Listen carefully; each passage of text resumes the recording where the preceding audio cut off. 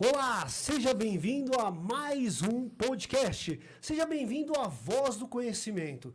E hoje, como vocês podem perceber, a Voz do Conhecimento está diferente, está estrelada. Não é um convidado. Saibam que a partir de agora, Felipe Men, seja bem-vindo à Voz do Conhecimento. Cara. Obrigado por compartilhar seu conhecimento, sua experiência e fazer parte desse projeto que, no fundo, deseja apenas abrir o microfone para todas as pessoas que querem falar sobre educação, sobre conhecimento. Bem-vindo, Felipe. Cara, obrigado, agradeço o convite. Eu estive aqui do outro lado. Verdade. Num papo muito legal, e agora é legal poder conduzir essa conversa e ajudar nas falas e nas descobertas sobre educação. Tenho certeza que sua contribuição vai ser de muita valia aqui para nós, para o nosso público e para a Voz do Conhecimento, sem dúvida nenhuma. Mas, Felipe, hoje não estamos sozinhos. Hoje não estamos sozinhos e você sabe, quem sabe faz ao vivo, né? Verdade. Então a gente hoje está aqui com o Marcel Nobre.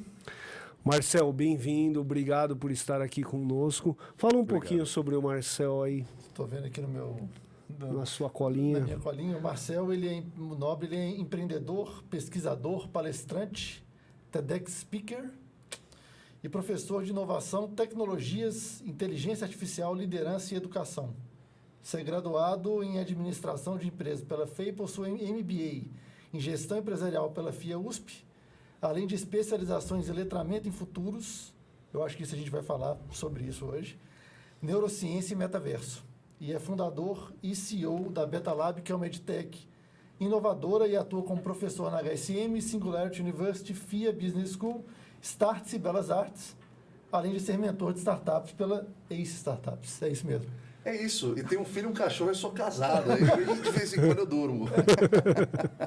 Isso, cara, é um sinal de uma pessoa com TDAH sério, assim, que precisa canalizar energia para muita coisa. Obrigado. Um prazer enorme, Maurício, Felipe. Muito obrigado. Me sinto honrado de estar aqui. Muito obrigado pela apresentação. Sem dúvida nenhuma, a honra é nossa, mas hoje nós temos uma missão aqui, uma missão muito importante, que é falar sobre SXSW, não é mesmo? E aí, se você que está nos ouvindo não sabe o que significa isso, nós estamos com duas pessoas aqui que têm conhecimento total, que já estiveram lá por mais de uma vez, não é mesmo? E vão dar algumas informações importantes sobre o que é esse evento e da contribuição dela, ou dele, desse evento, para a educação, para o conhecimento.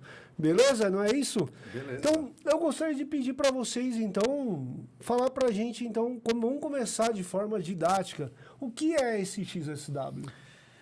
O SXSW ele é um evento que acontece na cidade de Austin, que é a capital do Texas, nos Estados Unidos, desde 1987. Começou como um festival de música e evoluiu hoje. Ele é um festival...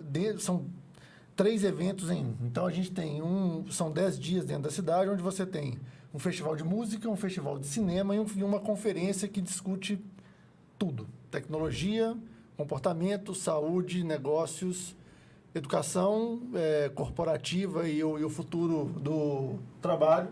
E antes dele, desde 2012, a cidade faz que é o South by Southwest EDU, porque ele é um evento focado em educação, majoritariamente em educação básica. Minha mãe foi em 2019 comigo e ela é professora e ela falou assim, nossa, parece uma conferência de professores do Brasil. É igualzinho professores trocando ideia. Mas o legal da conferência grande, que é o que a gente quer falar hoje, é porque é uma grande confluência de criatividade, de inovação, de encontros e coisas não combinadas que geralmente causam 1 mais 1 vira 3. Né? Esse é o ponto. E aí, Marcelo, então a gente estava falando antes, foi em todos os anos da sua vida, desde o ano passado, é isso? Exatamente. Eu fui pela primeira vez no ano passado no South by Southwest. Para mim foi... Eu resumo o South by Southwest, pelo menos para mim, como uma mistura entre Caminho de Santiago de Compostela com Woodstock, né? Cara, junta muita coisa interessante, né? Porque teve 25 trilhas esse ano, então você tem desde trilhas para falar de 2050, de tech industries, de marketing, como trilhas para falar de psicodélicos, né? Hoje, os psicodélicos estão muito em voga, principalmente para tratamento de doenças mentais. Em volta de muito tabu, finalmente a gente conseguiu quebrar esses tabus e entender o quanto isso pode ser benéfico para o ser humano. E é isso, né, cara? Você junta tudo isso em milhares de discussões ao mesmo tempo, com gente de vários segmentos, e você junta isso com música, que é um festival de música, com de cinema. Eu digo que num dia lá eu assisti uma palestra de um robô com um dançarino, depois eu fui numa premiere do Bon Jovi, que ele estava lá e ele foi entrevistado pelo Deepak Chopra, e à noite eu estava num show do Black Keys. Então... Para mim, é um negócio muito diferente, que eu nunca tinha visto na vida, assim, Felipe, E aí dá para você ir com diversos objetivos, mas um nível de conteúdo muito interessante. Obviamente que você tem que fazer a sua curadoria, porque tem muita coisa boa, tem muita coisa marqueteira, tem muita coisa ruim. Tudo que tem em excesso sempre vai cair para esse lado. Mas onde você encontra muita gente interessante, as conexões são muito valiosas, os conteúdos são muito bons. E eu que sou apaixonado por música, por arte, então, cara, para mim eu me esbaldo, por isso que eu boto o Woodstock dentro desse Caminho de Santiago de Compostela aí. Então, para mim é uma combinação perfeita. E eu digo que enquanto eu tiver saúde e dinheiro, eu estarei lá todo ano, porque é um momento do ano que eu paro para dar um refresh na minha cabeça. Não que eu não faça isso em outros momentos do ano, mas ali são 10 dias dedicados, completamente envolvidos e centrados em escutar coisa diferente, em ampliar meu repertório, em me conectar com gente diferente, em escutar coisas que aparentemente não tem muito a ver com o meu negócio, mas transversalmente faz todo sentido e por aí vai. Então, para mim, faz muito sentido e eu recomendo, né? Um amigo meu perguntou recentemente, falou, pô, eu tô querendo dar uma esparecida na cabeça, você me recomenda fazer um MBA? Cara, eu te recomendo ir no South by Southwest. Eu acho que o efeito é tão poderoso quanto se você estiver aberto a isso, né? Então, para mim, é esse o efeito que tem de refresh, tanto de conteúdo quanto de perspectiva, de olhares, de conexões, né? Então, para mim, essa é a melhor definição que eu consegui encontrar nos 2 anos que eu fui lá. Tá, eu vou perguntar uma coisa para vocês, então.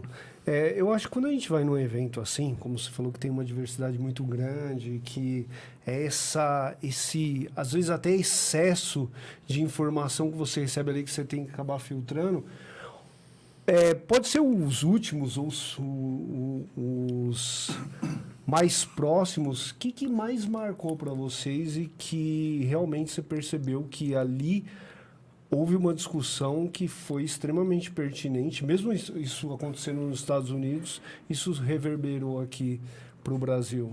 Como que vocês teriam algum tema assim que marcou? Maurício, eu sempre deixo uma parte da minha agenda para eu assistir. Então, eu divido minha agenda mais ou menos de 2 formas, né? Quer dizer, de diversas formas. Uma delas é o conteúdo que eu vou assistir. Porque você tem ativações de marca lá, você tem festas, você tem experiências, você tem um pavilhão só de experiências com realidade mista, realidade aumentada, realidade virtual, você tem um pavilhão só de indústrias criativas. Então, da parte que eu separo para conteúdo, eu separo em 80%, 70%, 80% dentro de um segmento do meu mercado, ou de coisas que me interessam, ou de temas que eu dou aula e palestro, ou de temas que eu trabalho. E 20% a 30% eu separo para temas que não têm relação direta com o que eu faço. Então, por exemplo, ir numa palestra assistir sobre psicodélicos, ou assistir sobre computação quântica, ou sobre robôs humanoides. Então, eu sempre me deixo surpreender por conteúdos que estouram a minha bolha. Isso é muito importante para mim, para eu criar repertório, para eu entender o que está acontecendo e ter acesso a isso. Dentro dos 80% que é dentro do meu segmento, eu também separo uns 70%, 80% para ver coisas. É uma palestra do CEO lá do Head do ChatGPT, que é um cara com media training super evoluído, que vai ensaboar ali, vai escorregar, mas que eu acho legal ouvir.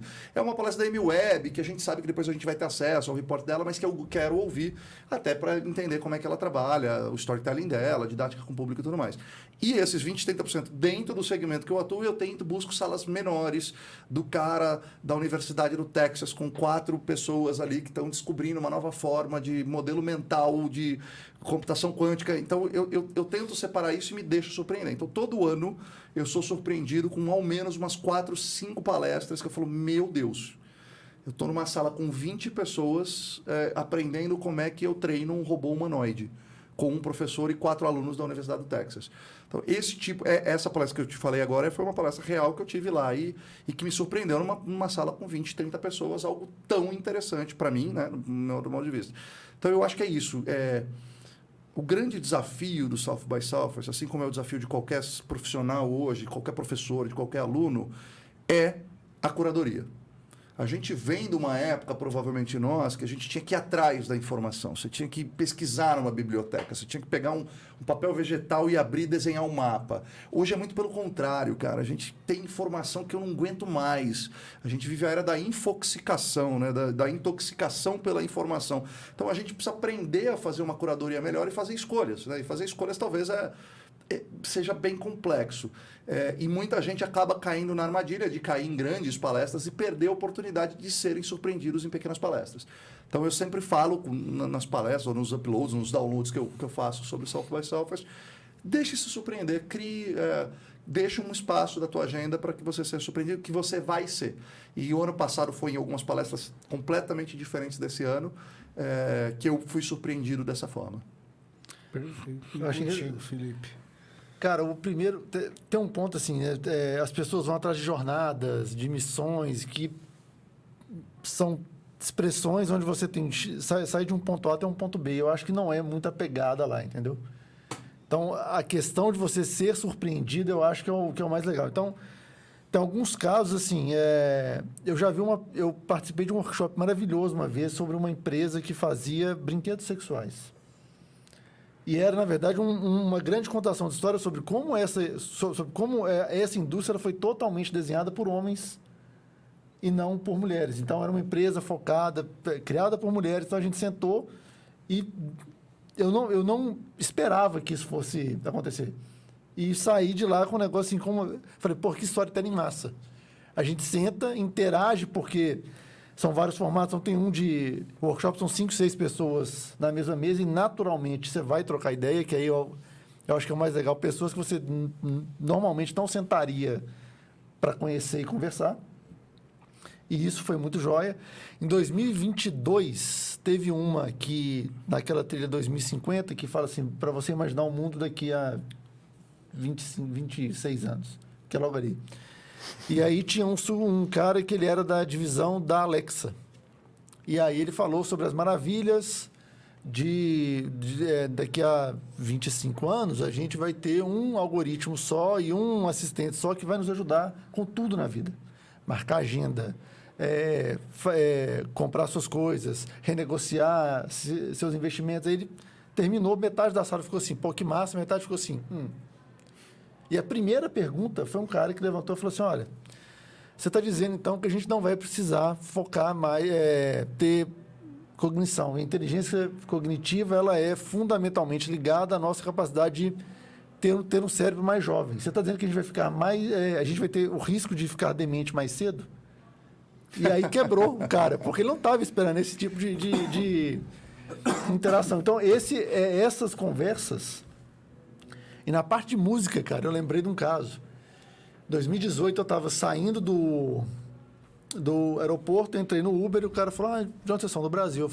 O cara falou, putz, eu tenho uma banda, adoro música brasileira. Eu estava achando que ele ia falar qualquer coisa, assim, Novos Baianos, Mutantes. E o cara tem uma banda em Austin e ele toca no festival todo ano. Então, para quem gosta de música, você fala, pô, do nada, assim, logo de partida já apareceu alguém para mim, apresentar o nível musical da cidade é muito alto. Né? Sim, sem dúvida. Esse é é a capital da música, né? A capital mundial da música, né? E é muito interessante, porque Austin é a única cidade do o Texas é um estado de direita, né? De extrema direita, de republicanos.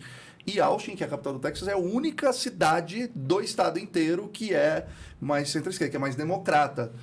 Justamente pela cena cultural, questionar o status quo e tudo mais. É uma cena cultural muito forte.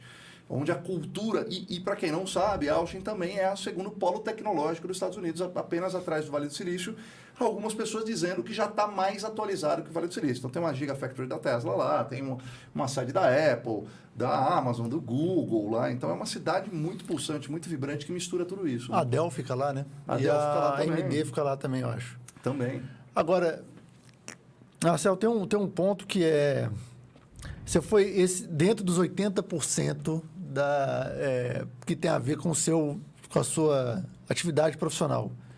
Você viu mais o que lá? Porque teve um evento que foi o Upload, que você ia falar sobre inteligência artificial em 2050, e foram 2 temas, para quem ficou de fora. Eu abria o LinkedIn, eu tinha 200 mil postagens e 200 mil pontos de vista sobre o evento.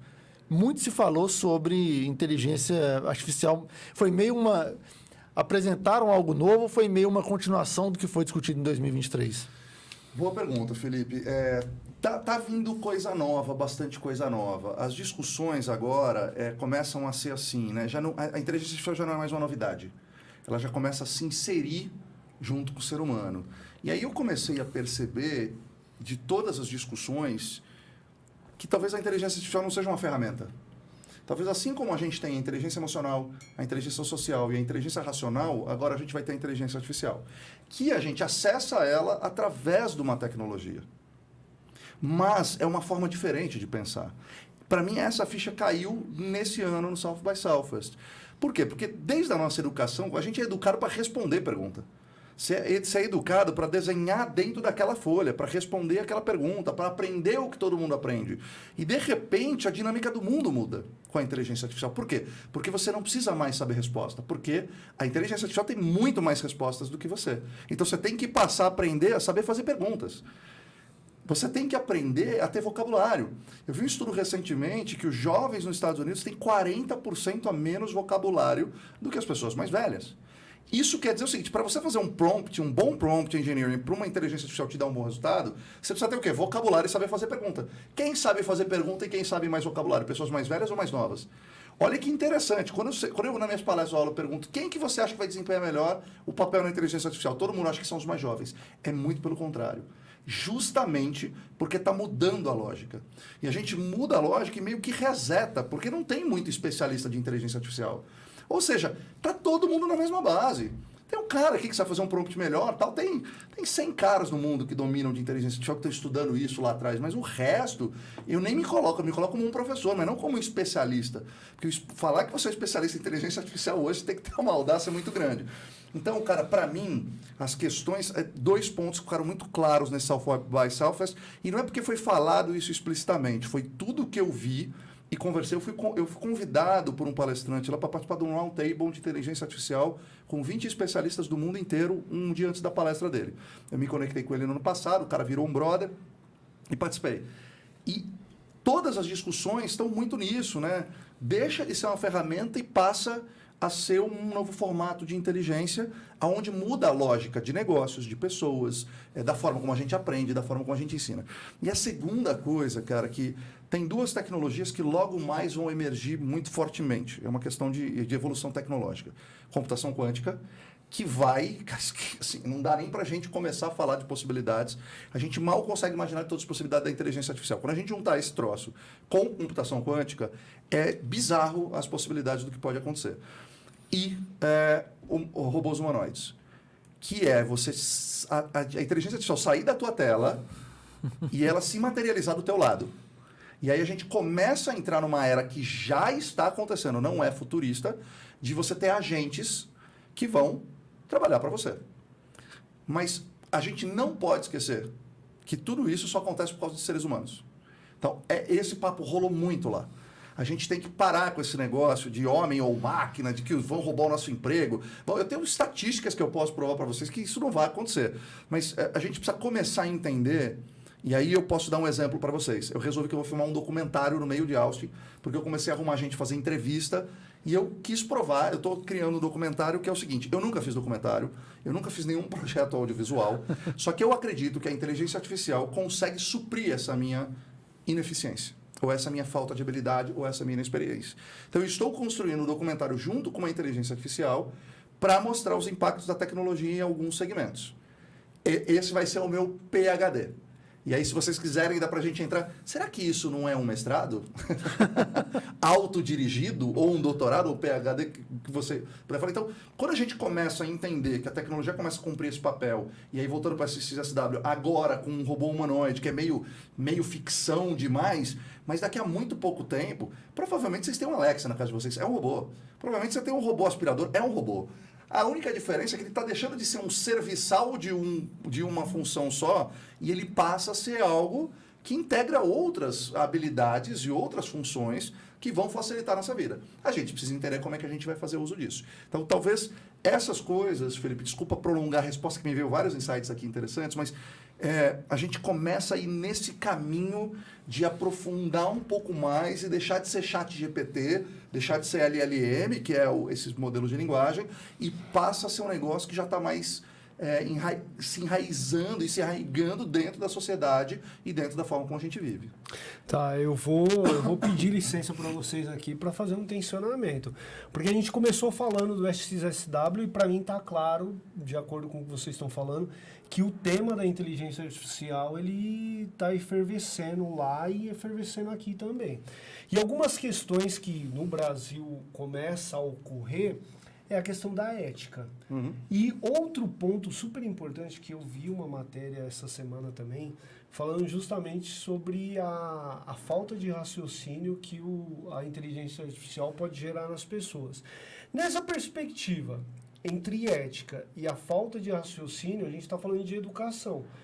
A gente está preparado aqui no Brasil, especificamente para receber essa tecnologia e treinar. Eu sempre faço esse tensionamento, as pessoas falam assim, não, mas você é contra. Eu não sou contra, muito pelo contrário, sou a favor. E é fundamental ter esse questionamento, Só Maurício. que eu tenho uma grande preocupação o quanto isso vai estar aumentando o abismo social. Total. Porque a gente está falando de algo que não é para todos, Sim. infelizmente. Uhum. E aí, como que vocês veem isso? Porque uma coisa é certa, às vezes a gente tem a impressão de que está tão distante esse abismo social, porque eu estou preocupado com a minha casa, com o meu carro, com as coisas que eu tenho, só que uma hora esse abismo social vai bater na tua porta, né? Seja por questão de violência, seja por questão de você estar na praça de alimentação e alguém interromper a sua refeição fazendo um pedido. Às vezes a gente se incomoda, mas isso é uma realidade desse abismo que a tecnologia ele acaba desenvolvendo. E aí eu queria que vocês trouxessem isso, e vou pedir para atencionar, em relação a como que o Brasil está preparado para isso. A gente tem ética, a gente tem uma educação preparada para isso, para não gerar esse abismo social? Maurício, eu vou dividir em 3 partes essa pergunta, vou tentar ser o mais direto, porque é uma pergunta muito, muito boa e muito profunda, que daria para a gente ficar horas falando sobre isso. Toda tecnologia, no início, ela é excludente e ela é exclusiva. Ao longo do tempo, ela é inclusiva e includente. Eu vou te dar um exemplo. Há 20 anos atrás, pouquíssimas pessoas tinham celulares e pouquíssimas pessoas tinham um celular conectado à internet. Hoje, tem mais linhas de celulares no Brasil do que seres humanos. Eu vou pedir licença para você, lógico, até para fazer... Eu lembro até hoje, a primeira vez que eu mexi num computador conectado à internet. Eu tinha 15 anos. E hoje, as minhas filhas, elas exigem... Desde os 7, 8 anos, eu quero meu computador, e a gente não tem como falar, não vou te dar um computador. E elas exigem, elas querem. Então, eu tenho uma filha de 9 anos e uma de 14, que elas iniciaram esse processo de utilização de internet, TikTok e tal, desde os 4, 5 anos. Elas são nativas digitais. Então, quando a gente fala de abismo, sim, no começo a gente vai ter. Por quê? Porque é um conhecimento mais limitado. Agora, quando a gente olha pela perspectiva de um longo prazo, ela tende a dar mais acesso do que a tirar acesso. Então, eu vou te dar um exemplo. Eu tive a oportunidade de entrevistar o Marcelo D2 para esse projeto, para esse documentário que eu tô te falando.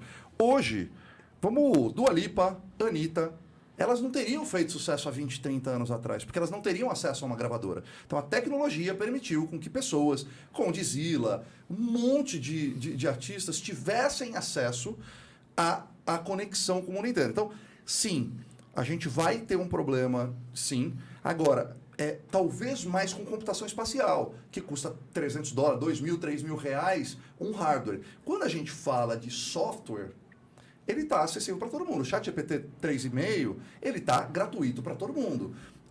Influenciadores do YouTube e do Instagram que produzem conteúdos e está ali o tempo todo. Então, as pessoas precisam ter interesse para isso. Então, a gente não pode criar a expectativa que a inteligência artificial vai resolver problemas históricos que a gente tem. A gente tem um problema educacional muito sério no Brasil. A inteligência artificial pode ajudar a resolver, agora, pode abrir um abismo. Se essas pessoas mal têm acesso ao ensino básico, quanto mais ao ensino de inteligência artificial. Agora, se um menino mais simples ou que não tem tanto acesso, se ele tem acesso a uma conexão à internet, ele escuta falar e ele tem interesse, ele tem acesso a essa informação. Talvez ele não vai ter o equipamento. Então, esse é o primeiro ponto. O segundo ponto se você colocar... Já foi feito esse teste. Colocaram uma inteligência artificial dentro de uma rede social. Em 7 dias, eles tiveram que desconectar porque virou um ser preconceituoso e antiético. Pergunta, a culpa é da inteligência artificial? Definitivamente. Ela não vai resolver. A gente precisa desmistificar uma coisa importante, Maurício. A inteligência artificial, ela não tem senso crítico, ela não tem preconceito, ela não tem poder de decisão, ela não tem sentimento, ela não tem emoção. Ela só replica coisas. Então, o que ela faz? Ela é um parâmetro. Você coloca o parâmetro e fala, tá aqui, tem 1 milhão de raio-x que indica que isso aqui é pneumonia. Bota outro raio-x, ela vai te falar qual a probabilidade daquilo ser pneumonia. É tão simples quanto isso. Então, ela não vai resolver o nosso problema de ética. Mas não dá para botar a culpa na Tramontina porque uma pessoa pegou uma faca, entrou numa escola e matou 10 crianças. Então, a inteligência artificial, ela pode ser nociva como uma bomba atômica, como uma faca. Depende de quem usa. Então, eu não acho que a inteligência artificial vai resolver o nosso problema de ética. A gente precisa resolver um problema de ética para que a inteligência artificial não amplifique a parte antiética. E aí tem um monte de questão, né? Quem regula os reguladores? Quem define o que aparece para você na sua rede social e diz que é verdade? Quem define para a inteligência artificial o que é verdade? Será que essas pessoas estão levando em consideração todo o nível de diversidade que a gente precisa ter? E aí a gente começa a ir para esse caminho. Com relação ao Brasil, cara, eu acho que a gente está preparado como qualquer outro país a ter acesso a isso. O que a gente precisa fazer é trabalhar a educação. Recentemente, e é em todos os espectros e aspectos. Há 2 semanas atrás, saiu um vídeo de um deputado, de um político em Singapura, que ele estava no parlamento falando, a gente precisa abrir os olhos para a inteligência artificial. O ChatGPT está fazendo isso, olha o potencial. E eles conseguiram aprovar lá uma bolsa para qualquer profissional, 40 anos ou mais, que queira estudar sobre inteligência artificial de graça. Então, a gente precisa ter essas iniciativas. Agora, não vai ser a inteligência artificial que vai dar essa solução para a gente.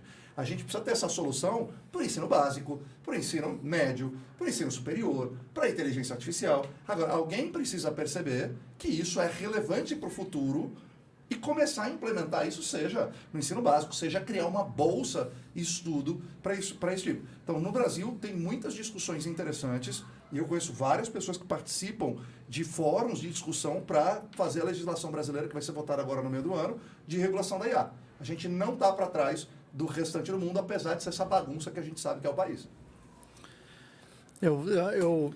Nessas falas, eu fiquei lembrando de algumas sessões que eu vi 2023 e 2022. Uma delas tinha a ver sobre a questão de educação corporativa e trabalhos e afins. Isso foi no ano passado, onde as organizações começam a entender que mobilidade de carreira não significa você pular de empresa a cada 6 meses. É você conseguir se movimentar dentro de onde você está. E aí era uma sessão onde tinha uma pessoa da PepsiCo e uma do JP Morgan Chase dizendo isso, assim, que você dar formação para as pessoas entenderem as novas tecnologias e máquinas e robôs. A Nina da Hora tem uma ótima e simples definição sobre máquina e robô. todo robô é uma máquina, nem toda máquina é um robô. Porque o robô, você liga, a máquina você liga e desliga. Né? Sim. O robô também você liga e desliga, mas ele faz mais coisas e lida com mais dados. Mas, por exemplo, a PepsiCo você pode... você se formar... Você formar as pessoas na sua organização para elas lidarem com as novas tecnologias, ajuda elas e ajuda a própria organização a evoluir de acordo com as coisas que estão acontecendo. São milhões de casos de organizações que não conseguiram responder às mudanças do mundo. Agora, e a questão do acesso, aí você falou com Zila, Anitta, Dua Lipa, acho que foi em 2022, minha esposa viu uma sessão lá com uma cantora de R&B, que eu esqueci o nome, onde ela falava do mercado fonográfico na década de 90, que hoje é fundamentalmente diferente do que era. Ela tem que aprender blockchain para conseguir fazer o negócio, a carreira dela sobreviver. E na década de 90, você ganhava, o CD custava $15, o artista era remunerado com 2. E você ainda tinha que pagar o plásticozinho que envolvia o CD. Ao mesmo tempo, essa diferença a gente jamais ia conhecer a Anitta, eu jamais ia conseguir ouvir a banda do meu amigo que está lá em Austin. E isso responde muito, assim, a questão de acesso. Na pandemia, a gente viu que 97% dos jovens brasileiros tinham acesso a um telefone celular. Então, em tese, a questão do ensino à distância estava resolvida, só que 50% desses dispositivos eles eram compartilhados com mais de uma pessoa na família. Então, você não... Só que esse jovem ele consegue ter acesso a uma série de referências, a uma série de artistas, de sinais que estão acontecendo fora da sala de aula, que também podem ser usados para você discutir novas tecnologias, discutir inteligência artificial, a questão do acesso, falar da ética, exatamente. Sim. É uma coisa muito complexa mesmo, de fato. E lá a gente consegue pegar uns sinais sobre isso que são muito similares lá nos Estados Unidos e aqui, nessa questão. No de educação, eu vi que teve uma sessão, um workshop muito legal sobre como as escolas precisam de mais hip-hop. Usar a referência do hip-hop, usar o que está sendo discutido fora da sala de aula e fora da escola como um grande ecossistema maior.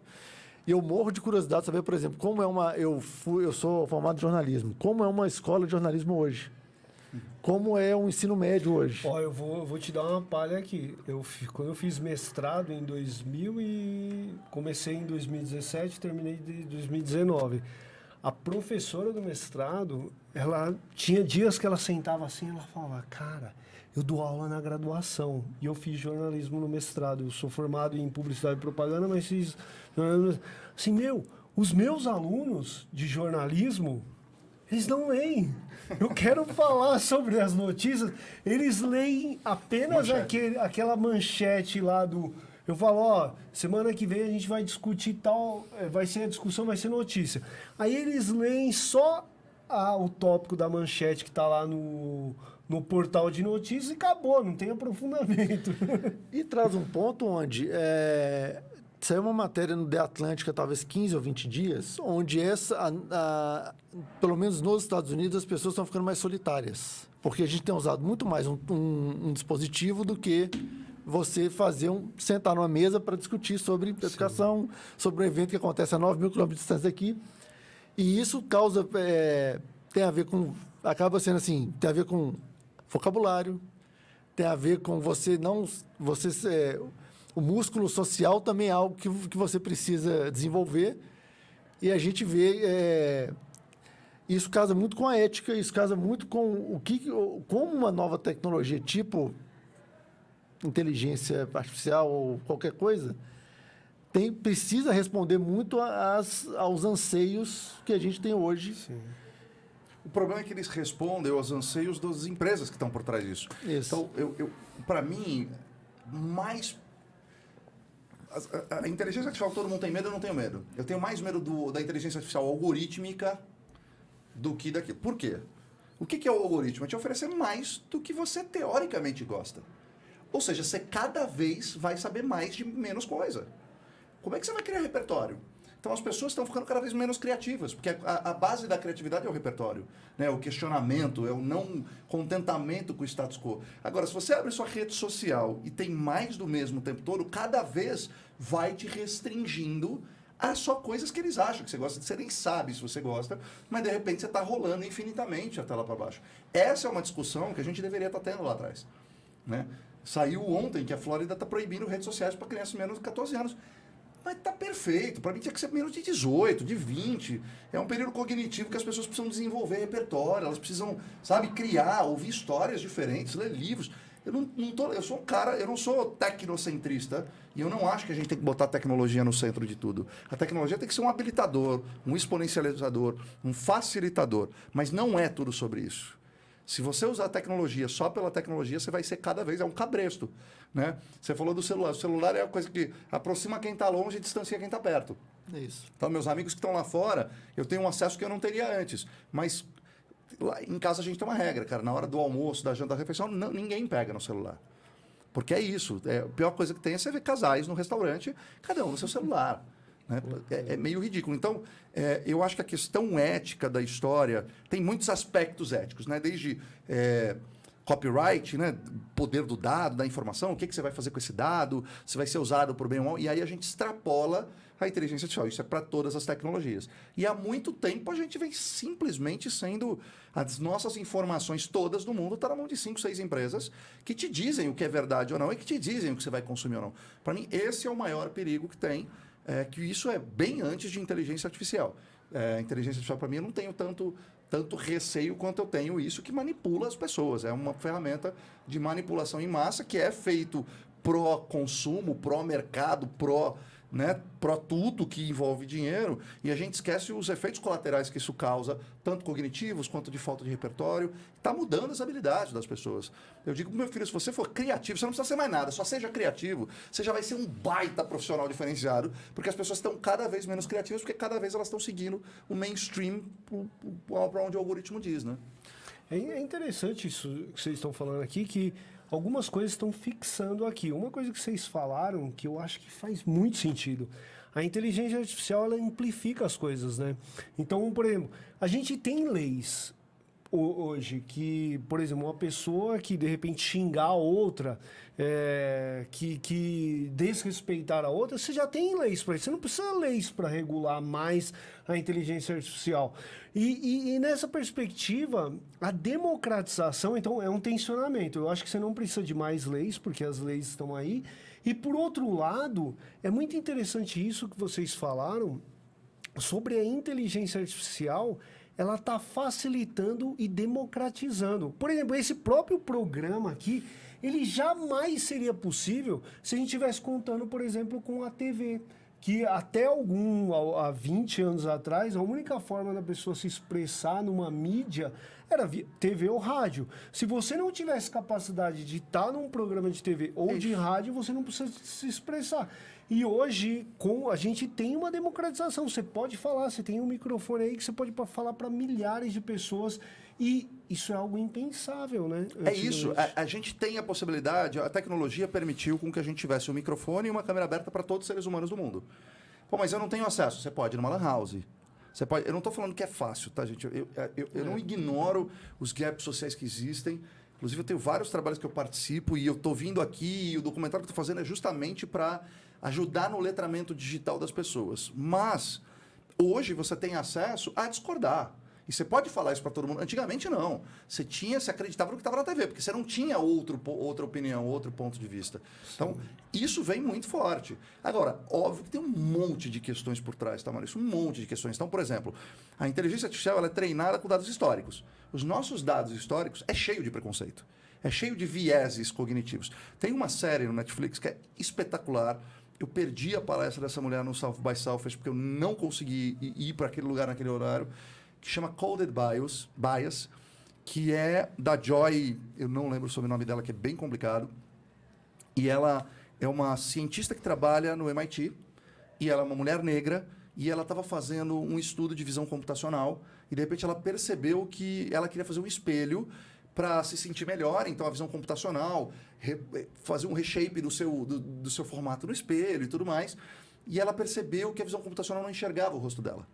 Só enxergava quando ela colocava uma máscara branca.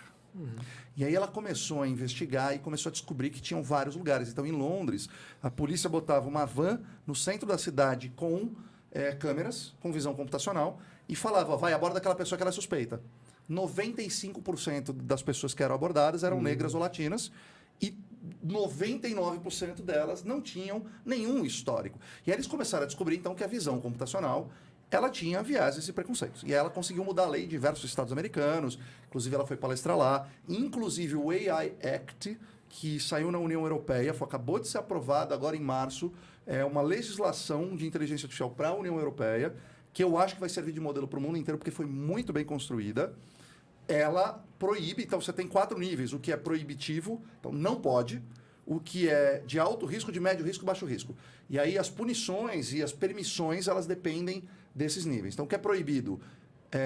Visão computacional para a polícia. Por quê? Porque perceberam que é altamente preconceituosa.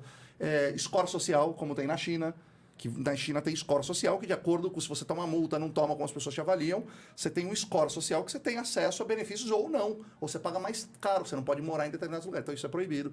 Então, a parte ética, e aí falando de regulamentação que você falou, a tecnologia ela sempre ocupa um espaço onde a lei ainda não está. E o que a gente fica tentando fazer? A gente fica tentando adaptar a tecnologia à lei. E não funciona. Porque a lei está extremamente defasada. Então vem primeiro a tecnologia, depois as pessoas começam a aprender e usar, e depois vem a legislação. A gente não tem que adaptar a tecnologia à lei, a gente tem que adaptar a lei à tecnologia. E foi isso que eles fizeram lá, e que no Brasil a gente deve sair no meio do ano alguma coisa parecida. Não, e o legal é que a inteligência artificial diferente, por exemplo, vou fazer um contraponto lá atrás também. Vocês lembram quando você estava andando na rua e tinha outdoor na rua?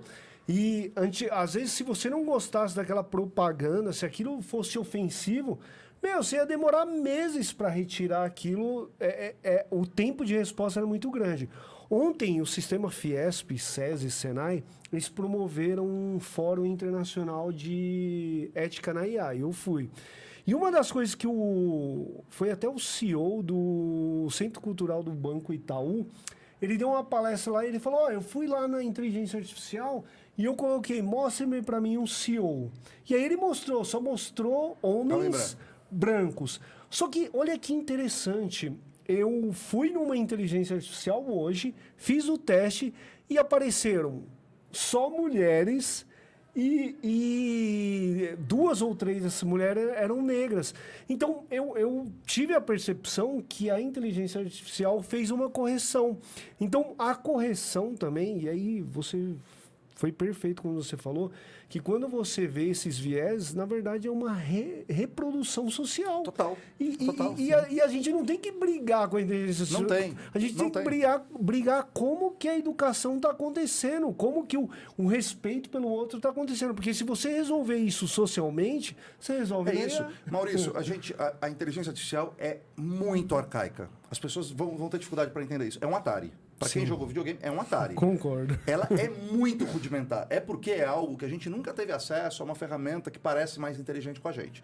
A inteligência artificial que a gente está chamando de inteligência nada mais é do que um combinador de palavras por probabilidade. É isso, tá?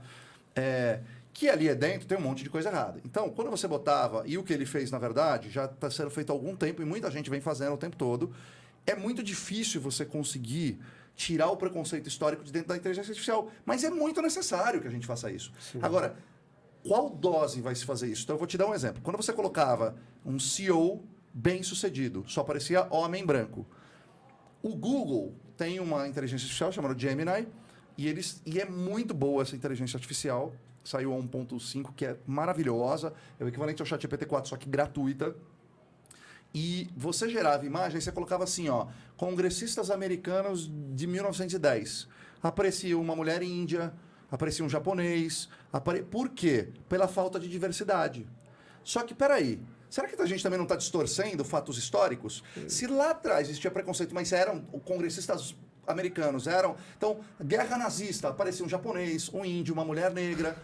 Então, ao mesmo tempo, ficou um negócio meio woke. Então, a gente está num caminho de desenvolvimento entre como é que eu consigo tirar o preconceito histórico, que é fundamental a gente fazer isso, e tornar mais inclusivo, sem também tirar a informação histórica. Porque, veja bem, se a gente começa... Imagine que tudo que está sendo feito hoje, a maior parte do conteúdo, é feito com a ajuda da inteligência artificial. Se a gente começa a criar uma nova realidade e as próximas inteligências artificiais vão ser alimentadas com essa realidade, em algum momento a gente perde todos os fatores históricos. Então, como é que a gente faz esse meio termo? Então, assim, é muito fácil a gente criticar e a gente falar. O que a gente tem que fazer é os contrapontos. É tensionar, é questionar, mas não tem uma resposta para isso, não tem uma solução perfeita para isso no curto prazo. Mas a gente precisa entender que a inteligência artificial, apesar de estar sendo discutida desde a década de 50, ela está evoluindo muito rapidamente desde 2018. E no último ano e meio, 10 vezes mais rápido. Com isso, tem um monte de problema para resolver. Aí o Gemini, então, agora eles tiraram a geração de imagens. Você não consegue mais gerar imagem no ar, porque eles estão tentando entender até onde eu vou trabalhar fatores históricos e até onde eu tenho que trabalhar diversidade e inclusão. É um gap. Mas, veja, na sociedade isso não está resolvido, mas a gente quer que na inteligência artificial esteja. É meio estranho. Na trilha 2050, eu estava dando uma olhada na programação. Na trilha 2050 tinham 3 temas que me chamaram a atenção. O primeiro é o letramento sobre futuros, e você, eu acho que é muito capacitado para nos falar sobre isso. Por que é importante a gente falar de letramento de futuro e como que isso foi discutido lá? Que legal, Felipe. Muito boa a tua pergunta. Esse é um assunto muito legal, né? Porque eu estava numa discussão filosófica esses dias. O que é o presente? Nossa. A gente está falando de futuro, mas o que é o presente? Bom, passou, já não é mais. Passou, já não é mais. Passou, já não é. Então, o presente não existe. Então, na verdade, quando a gente fala de letramento de futuros, qualquer habilidade que eu desenvolver para o mundo de hoje vai ficar muito obsoleto em pouquíssimo tempo. Qualquer produto que eu fizer hoje vai ficar obsoleto em pouquíssimo tempo. Então, a partir do momento que eu começo... E aí a gente precisa tirar um pouco esse estigma de que futurismo... Eu prefiro letramento em futuros, seguindo o Thiago Matos e a Aerolito, que foi onde eu estudei, eu gosto muito da linha deles. Primeiro, não é futuro, são futuros. Porque futuro é muito determinístico. Eu, particularmente, não gosto muito. Apesar de ter ido na palestra do Ray Kurzweil, que é o principal futurista do mundo, até 2029, até 2035, legal. É legal ter um cheiro de... uma noção de espaço-tempo.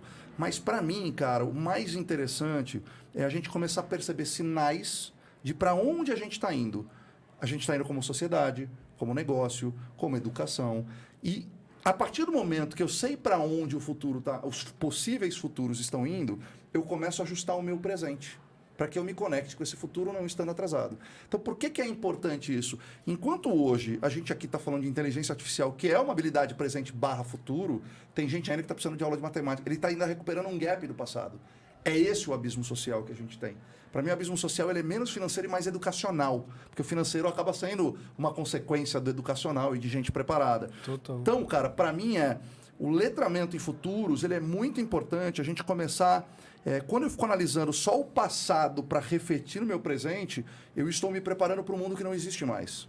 Quando eu começo a entender os sinais, os possíveis sinais, as possíveis tendências de possíveis futuros, eu antecipo minha preparação para quando chegar o momento eu estar preparado. Você não vai equiparar nunca, né? Oi? Você não vai equiparar nunca. Não, isso não pode dar uma ansiedade, não pode dar um fomo. Eu acho que você tem que fazer isso com uma cabeça não de querer ser assertivo e adivinhar a próxima rede social, a próxima bola da vez. Não é tem gente que faz isso.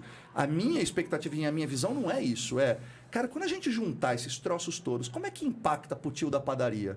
Como é que impacta pra moça da periferia? Como é que impacta pro cabeleireiro que está ali? Como que esses caras no futuro... Então, para mim, eu não sou um cara formado em tecnologia, mas eu estou me formando em tecnologia, não olhando para o lado dev code, mas olhando para o lado impacto social, impacto educacional, impacto em negócios.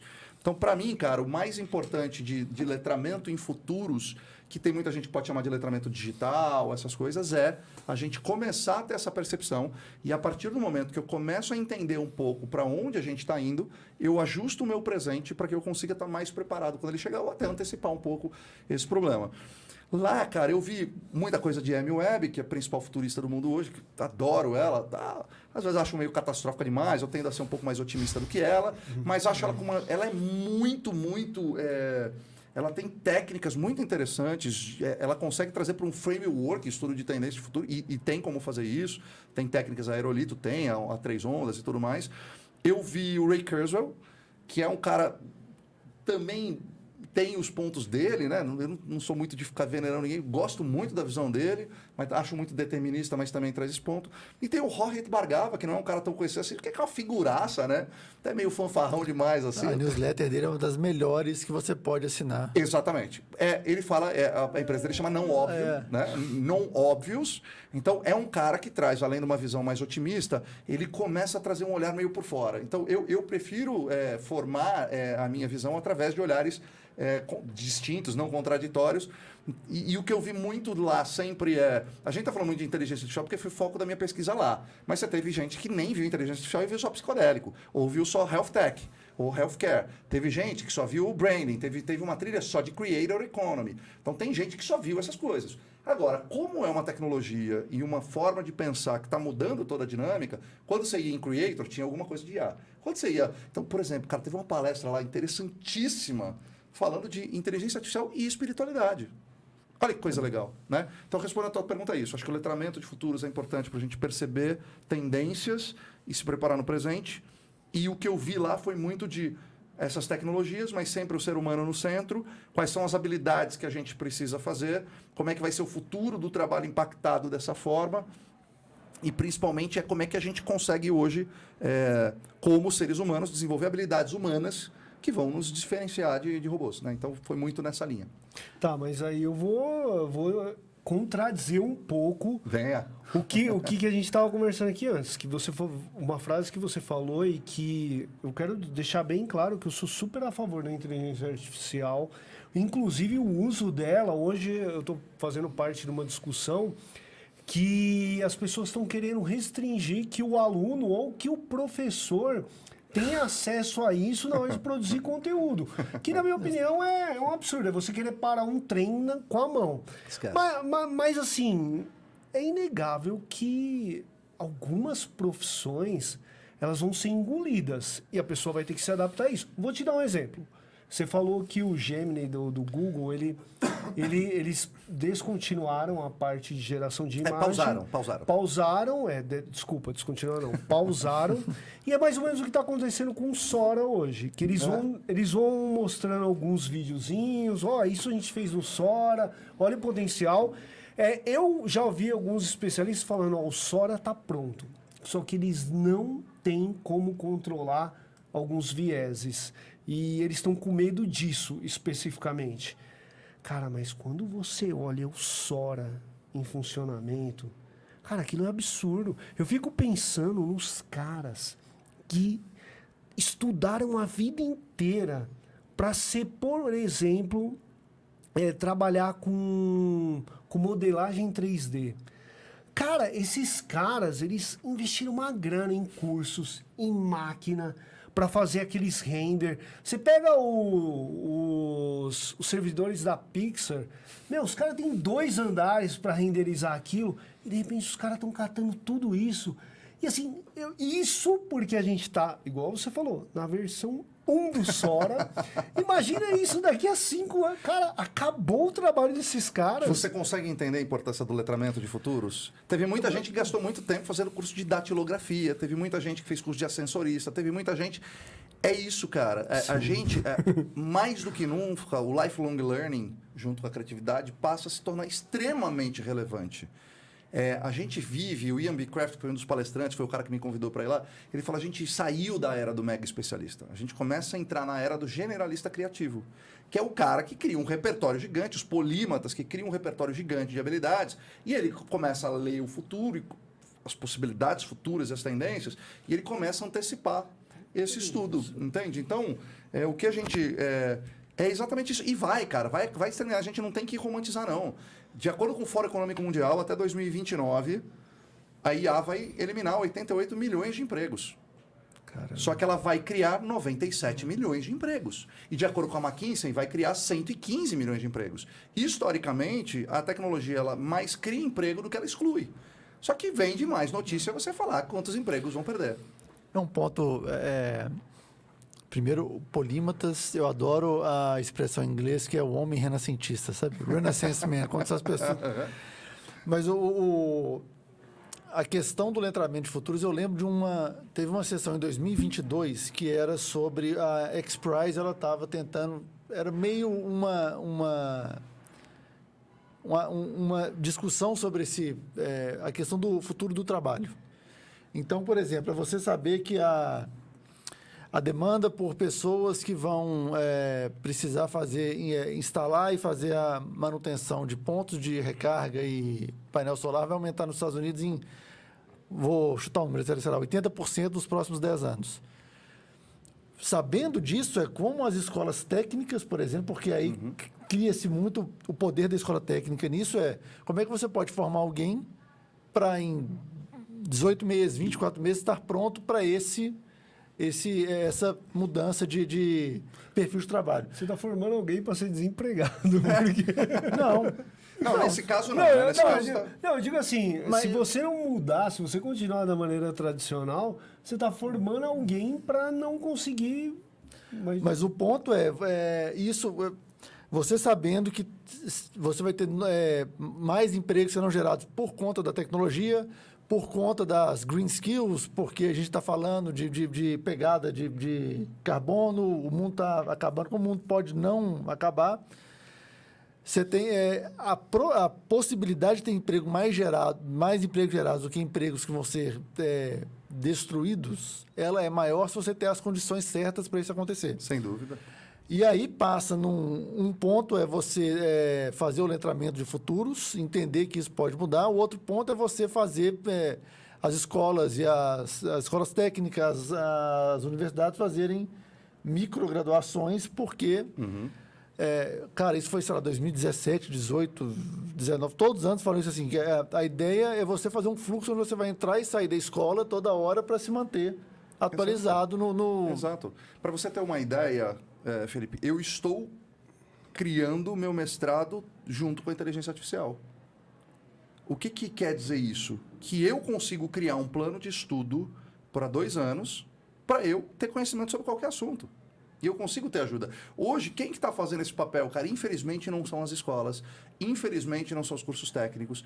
Quem está fazendo isso? As empresas. Eu vou te dar um exemplo. Tem uma empresa no Brasil que é pioneira em energia fotovoltaica que chama Bluesol, que fica, eu acho que em Ribeirão Preto.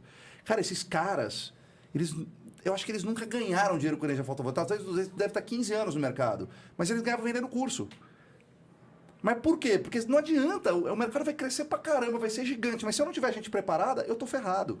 Então, por exemplo, se você entrar hoje no site do ChatGPT, tem curso gratuito. Eu vi, a NVIDIA liberou ontem, 5 cursos gratuitos para desenvolvedor, Então, urgente formar essa mão de obra. Eu falo isso há alguns anos, que as empresas vão ter que virar empresas que vai ter o seu core e vai ter que ser uma empresa educacional. Toda empresa vai ter que ser um corporativo. E se ela não der isso de graça, talvez ela tenha que pagar para o cara estudar. A Ambev fez isso. A Ambev comprou uma empresa que era detentora de todos os seus sistemas e não estava conseguindo contratar dev, cara. Desenvolvedor, que vai deixar de existir em poucos anos, do jeito que a gente conhece hoje nessa quantidade, a fortuna, $10 mil, moleque de 20 anos, morando onde quiser, trabalha em empresas do mundo inteiro. O que eles começaram a fazer? Eles pagavam para qualquer pessoa que tivesse perfil, por 6 meses. Então, ele te contratava, pagava o seu salário 6 meses e você não ia trabalhar em 6 meses, você ia aprender a programar. Então, as empresas vão ter que cumprir esse papel, o governo vai ter que fazer um papel. É que é isso, né, cara? A gente depender do governo no Brasil, com o nível de ineficiência que a gente tem, a gente vai demorar muito tempo para fazer. Então, tem iniciativas privadas. Mas eu estava te dando um exemplo que hoje, por exemplo, você consegue construir num aprendizado autodirigido o que você quiser. Você pode chegar para o ChatGPT ou para o Gemini ou para o Cloud e falar assim, olha, eu tenho essas características, eu quero aprender isso, eu quero fazer um plano de mestrado, me indica livros, artigos, revistas, perfis, tudo para eu estudar, me avalia, me faça perguntas e avalie o meu conhecimento. Você consegue criar hoje a sua estrutura. Isso eu estou falando que ainda você precisa fazer um prompt. Mas daqui a muito pouco tempo, alguém já vai fazer uma escola dessa. Imagina uma escola com inteligência artificial que você mesmo vai colocando seus... Ele vai te fazendo perguntas, você vai respondendo, ele cria uma trilha. E vai te trazendo conteúdo, e vai te fazendo teste, e você vai passando. E no final do dia... Quando você sair de lá, talvez você esteja tão bom quanto alguém que se formou em Harvard. Por quê? Porque ali ele pega Harvard, Stanford, Oxford, FMU, SPM, e ele junta tudo isso. Então, ele não está doutrinado a um professor, ele não está doutrinado a uma metodologia de ensino. Você vai falar como você quer aprender, como você gosta de aprender. Para mim, o futuro da aprendizagem vai estar muito mais atrelado a esse assessment bem curado. E aí começa a entrar tecnologias. E quando eu falo tecnologia, livro para mim é tecnologia, tá? Papel é tecnologia. Uma tecnologia, uma caneta tecnologia. É isso, né? Tecnologia é tudo aquilo, né? Tem várias definições, mas tecnologia é tudo aquilo que inventaram depois que você nasceu. Aí tem gente que fala tudo antes que você nasceu, privado é a tecnologia. Então, para mim, cara, é muito importante isso que você falou, mas eu perdi a esperança de achar que isso vai ser resolvido por uma iniciativa de governo ou de escolas. Eu tenho uma paura, assim, porque meu filho estudou numa escola super tradicional. Super tradicional. Mas também eu não transfiro para a escola a responsabilidade pela educação dele. É minha responsabilidade. A escola é um acessório. Então, eu vou fazer uma educação para ele. A educação financeira sou eu que faço com ele. E não é que eu sento para ensinar, eu faço na prática. Eu já ensinei ele a usar a inteligência artificial. Então, talvez a educação a gente vai ter que, ao invés de terceirizar no futuro, a gente vai ter que trazer essa responsabilidade para a gente. Da gente fazer a curadoria, da gente ter o aprendizado autodirigido, como diz o Conrado Schlossauer lá. É o aprendizado autodirigido, é você ser o protagonista disso. E agora a gente tem uma ferramenta que explodiu as possibilidades de você fazer isso sozinho. Bom, Felipe, eu tô aqui falando contigo e tô errando seu nome. Marcel. A gente conversou aqui 1 hora e a impressão que dá é que a gente não conversou 0,5% de tudo que era para ser conversado sobre isso. Mas, de certa forma, isso é bom, é a gente saber que as portas estão abertas. Sempre que você quiser fazer a parte aqui da Voz do Conhecimento, cara, foi sensacional. Posso Muito fazer obrigado. a última pergunta? Por favor. Porque é uma pergunta que, para quem já foi... Cara, aqui você manda, por favor. Para quem já foi mais de uma vez, ou para quem vai a primeira vez, no ano seguinte, assim, alguém vai te perguntar assim, como eu me programo para ir? Então, para quem deseja estar em Austin no ano que vem, sabendo de todos os perrengues e tal, você começou a se preparar quanto tempo antes do festival, que acontece em março? Que legal, cara. Eu sou meio dodói da cabeça para essas coisas. Eu planilho viagem, eu faço as coisas todas. No ano passado, que foi a primeira vez, eu fui pesquisar, caí em sites maravilhosos, no Chicken or Pasta, da Vanessa Matias, caí no grupo de WhatsApp. E tem uma comunidade muito grande de brasileiros que super se apoiam. É um ecossistema, praticamente, que super se apoia. 3.400 brasileiros esse ano. 3 mil. Vai mais ou menos 200 mil pessoas. Dessas 200 mil pessoas, 300 mil pessoas, umas 3.400 são brasileiros. Então, tem muita informação na internet. O site da Vanessa, que é o Chicken or Pasta, é muito bom. Ele tem todos os tipos de dicas que você pode dar. O aplicativo deles, apesar de ter várias falhas, é muito bom para você fazer a sua curadoria. Ano passado, cara, eu sempre deixo... Eles vão soltando aos poucos também os palestrantes, né? Então, os keynotes, tal, não sei o que lá. Então, eu comecei a me preparar com 6 meses de antecedência, assim, muito antes. Mas eu fui pesquisar, eu fui estudar como é que era a Austin, como é que era dividir o festival, como é que eu me organizava, quais os perrengues, moeda, como é que faz, como é que se locomove, onde é que fica, tal. Eu fui estudar muito a fundo isso. Cair num grupo de WhatsApp com pessoas maravilhosas que você pergunta e todo mundo está disposto a te ajudar. E hoje eu faço isso, ajudo as outras pessoas. E a maior dificuldade é você... Imagina que você tem 25 trilhas, para cada trilha você tem umas 10, 15 palestras rolando ao mesmo tempo, que você vai ter que escolher qual você quer. E aí a minha estratégia é sempre não cair só pelo nome da palestra, mas ver quem que está ali. Geralmente, professores, especialistas e técnicos, as palestras são mais profundas, mais legais. Geralmente, o CEO e o fundador é um cara mais ensaboado, que vai marketing-driven ali, né? Um cara com media training em dia e tudo mais. Então, eu fui construindo isso, mas eu sempre deixo chegar uma semana antes do festival para fazer uma validação final na minha agenda, porque surgem coisas novas, que são confirmadas no final do dia. E eu sempre deixo de 2 a 3 opções de palestra ou de programação para o mesmo horário, porque uma pode estar cheia, você pode não conseguir o RSVP daquela palestra, você pode chegar lá e estar cheio e você não conseguir entrar, então ter uma segunda opção é muito bom. Então, eu pela minha forma de ser, eu estudei antes, participei de grupo de WhatsApp, tirei dúvidas. No ano passado eu fiz uma planilha em Excel, depois eu compartilhei com a galera do grupo, que era a forma como eu me organizava. Esse ano o aplicativo mudou bastante, e aí você ia só favoritando, depois você exportava isso para o teu calendário, e aí no calendário depois eu fui eliminando o que eu não queria. Mas no fim do dia, cara, eu consigo cumprir sempre uns...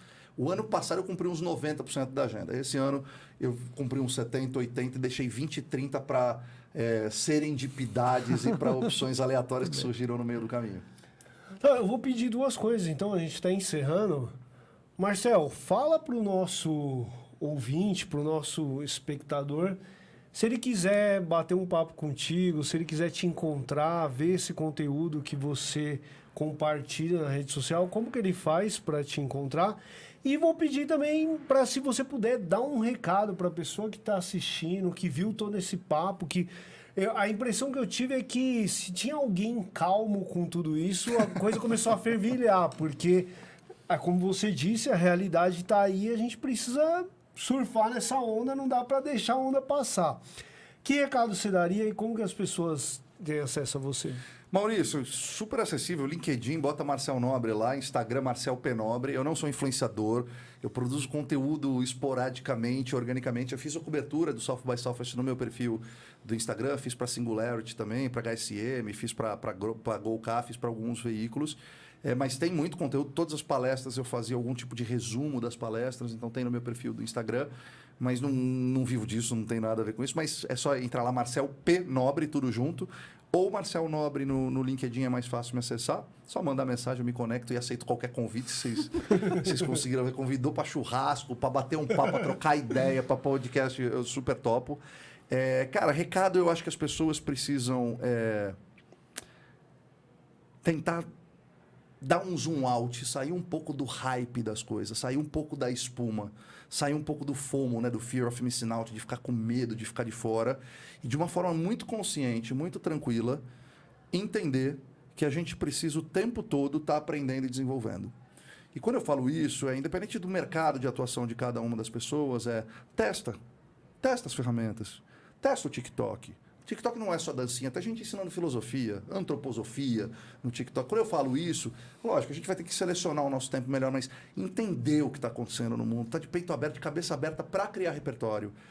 E com a inteligência artificial, vai lá, faz uma imagem, entendeu? Testa, conversa, entende como é que funciona a dinâmica, entende como isso vai impactar o teu negócio, a tua vida, como isso pode facilitar, como isso pode atrapalhar. E eu sempre digo, cara, toda tecnologia nova, ela exige um olhar tão curioso quanto cuidadoso.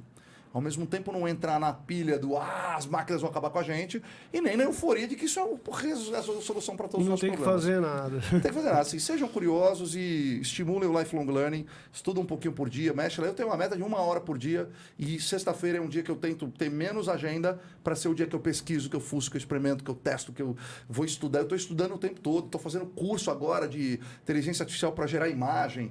Eu estou estourando a minha bolha. Então, estourem a bolha de vocês, aumentem o repertório de vocês, porque gente criativa jamais vai ficar sem negócio ou sem emprego. Então, para mim, eu acho que é isso. Bom, obrigado, Marcel. Foi fantástico, muito inspirador. Felipe, obrigado. E é isso. Eu que agradeço o convite. Que legal que eu agora, eventualmente, baterei ponto aqui às quartas-feiras de noite. Perfeito. Bom, eu gostaria de abrir um espaço aqui para agradecer as empresas que acreditam de alguma forma na Voz do Conhecimento, que é a ABED, a Associação Brasileira de Educação à Distância, o Ecossistema Simplifica, a Let's Go, uma escola de empreendedorismo, e nós agradecemos, é claro, a FMU. Inclusive, se você está nos assistindo, gostou de toda essa estrutura aqui, a FMU aluga esse espaço. Se você tiver interesse, procura o Ricardo Poncirenas, ele vai te dar todas as informações, ele vai facilitar com que você faça o seu programa, o seu projeto aqui. E é claro que se você tem interesse não de estar aqui à frente das câmeras, mas que estar na parte da produção, quiser estudar na FMU também, você vai operar aqui essas câmeras nesse estúdio se você for aluno. Então, mais uma vez, eu gostaria de agradecer, Marcel, foi maravilhoso, obrigado, foi muito inspirador. Eu, sinceramente, eu ficaria muito mais tempo te ouvindo aqui. Estou seguindo você no LinkedIn, no Instagram. Você falou, eu vou estar ouvindo porque é inspirador de verdade. Eu acho que eu acrescentaria em tudo isso que a gente conversou. A gente precisa de pessoas, que é algo que a inteligência artificial não consegue fazer. É inspirar outras pessoas, e isso eu acho que é responsabilidade nossa, né? Então, obrigado, Felipe. Valeu. Mais uma vez, bem-vindo. É maravilhoso tê-lo aqui. E obrigado a você que nos acompanhou até aqui. E eu tenho certeza que se você ficou até aqui, tá fervilhando aí. Obrigado e até a próxima. Valeu. Obrigado, Maurício. Obrigado, Felipe.